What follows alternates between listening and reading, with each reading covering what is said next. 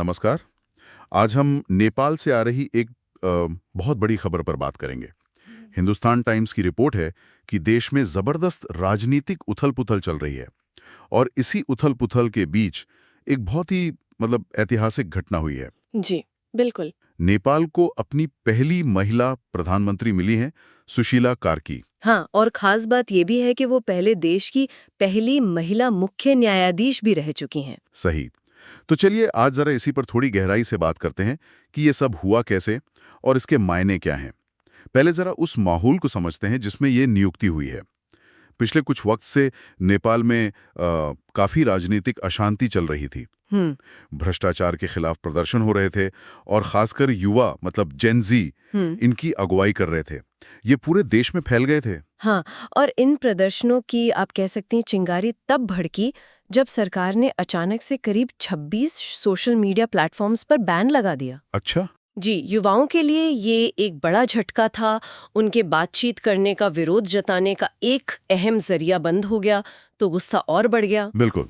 और फिर हालात तब और बिगड़े जब सुरक्षा बलों ने इन प्रदर्शनों को दबाने की कोशिश की। जी। और उसमें दुख की बात है, कम से कम 51 लोगों की जान चली गई।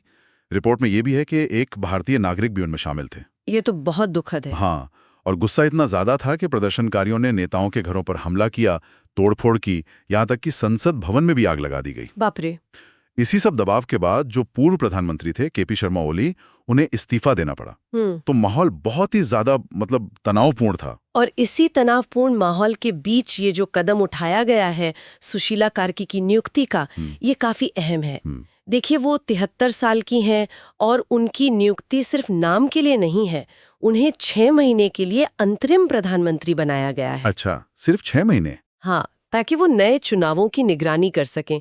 इसे एक तरह से देश को स्थिर करने की कोशिश की तरह देखा जा रहा है। तो क्या ये माना जाए कि ये पारंपरिक राजनीतिक दलों पर से जो भरोसा उठ रहा था, उसका नतीजा है एक पूर्व जज को लाना, शायद स्थिरता लाने की कोशिश? काफी हद तक, बिल्कुल। देखिए, जब सिस्टम पर इतने गंभीर आरोप हों भ्रष्टाचार के, तो शायद एक पूर्व मुख्य न्यायाधीश जो राजनीति की रोज की खींचतान से थोड़ी दूर मानी जाती हैं, हाँ, उनसे उम्मीद है कि वो शायद भरोसा वापस ला सकें।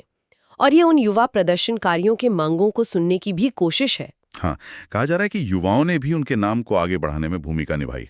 जी, ये दिखाता है कि कैसे जमीनी स्तर का दबाव, खासकर युवाओं का, कभी-कभी राजनीतिक बदलाव ला सकता है। उनका पूर्व जज होना भी उनकी भूमिका को एक अलग वजन देता है ना? सही कहा। और उनके शपथ ग्रहण समारोह की भी खबर है।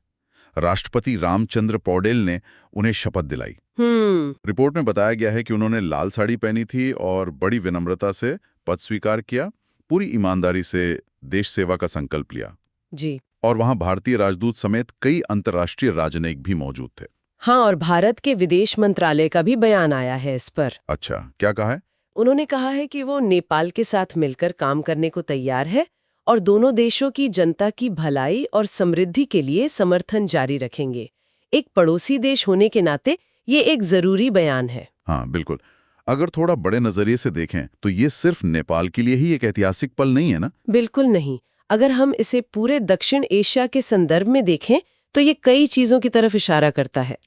जैसे कि इस क्षेत्र में लिंग जेंडर, लोकतंत्र और जनता की शक्ति, ये तीनों चीजें कैसे एक साथ सामने आ रही हैं। ये सोचने पर मजबूर करता है कि इस पूरे इलाके में नेतृत्व कैसे बदल रहा है, राजनीतिक प्रक्रियाएं कैसे विकसित हो रही हैं, खासकर तब जब युवा पीढ़ी इतनी मुखर है। तो संक्षेप में कहें तो नेपाल ने एक बड़े राजनीतिक संकट के बीच अपनी पहली महिला प्रधानमंत्री सुशीला कार्की को चुना है। जी। ये नियुक्ति जबरदस्त विरोध प्रदर्शनों, हिंसा और पिछले प्रधानमंत्री के इस्तीफे के बाद हुई है। हाँ, और इससे स्थिरता लाने और शायद एक नई पीढ़ी, खासकर युवाओं की आवाज को सिस्टम में थोड़ी जगह देने की कोशिश की तरह देखा जा रहा है। सही। हाँ, और ये हमें एक अहम सवाल पर लाकर छोड़ता है।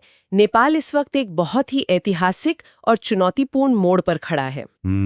तो इस नए नेतृत्व के सामने देश में स्थिरता वापस लाने और लोकतंत्र की प्रक्रिया को आगे बढ़ाने की राह में सबसे बड़ी चुनौतियां क्या होंगी, और क्या इस संकट में ही कोई नया अवसर भी छुपा है, ये आगे देखने वाली बात होगी।